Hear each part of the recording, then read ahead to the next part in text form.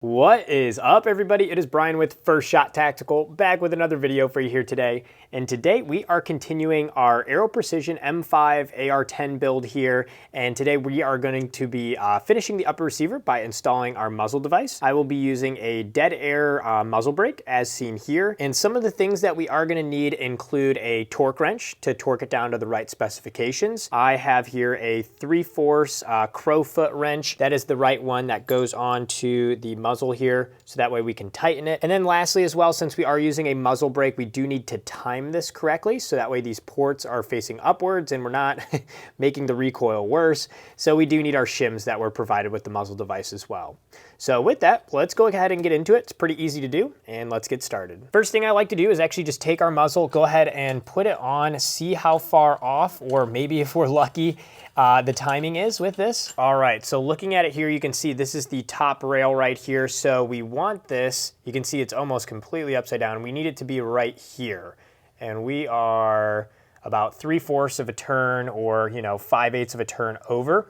So let's go ahead, we're gonna break out our shims here. You can do some math here if you're smart enough. My monkey brain cannot. So I normally just grab a bunch of shims, shove them in, and keep testing it until we have the correct fitment.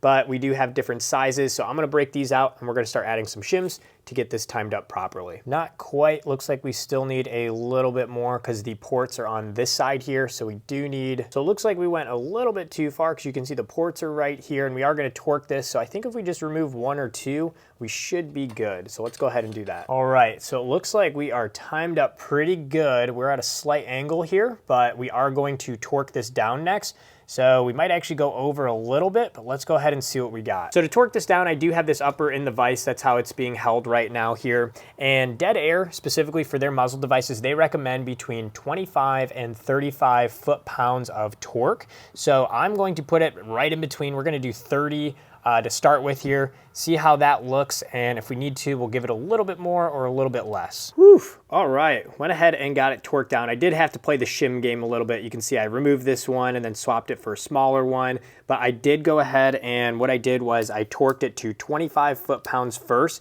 see where it was, and it was right close, so then I just turned this to 35 torque pounds and gave it a little bit more. And as you can see, this top rail with that ports right here are lined up perfectly, and now I'm all set. So pretty easy to do, as seen there. I know I had to do the torque part off screen here, but it's pretty easy once you kind of figure out how many shims you need, torquing it down, and as long as you have it in a vise, you're gonna be able to get the correct torque pounds. One big note here is definitely, like I did here, use the shims. Do not use a crusher washer with the muzzle device if you're gonna use a suppressor. If you're not gonna use a suppressor, it's okay to use that crusher washer, but I plan on adding a suppressor over this here. So their recommendation is to not use a crusher washer because it's basically like a mushroom and it can get deformed one way or another. And that may cause a baffle strike on your suppressor because your muzzle device isn't off and your suppressor will be off when mounting it to this. So just a heads up there when using shims versus the crusher washers. Other than that, that does it for this video here today. Pretty easy to do here. Next up, we're gonna be installing the final components as far as our stock, bolt carrier, charging handle, and we're basically done with this build here. Then after that, we get to add the fun stuff like the optic, bipod, other accessories and stuff. But as far as having it fully functioning, we'll be good in the next video. If this was helpful, like and subscribe to the channel. Always appreciate that.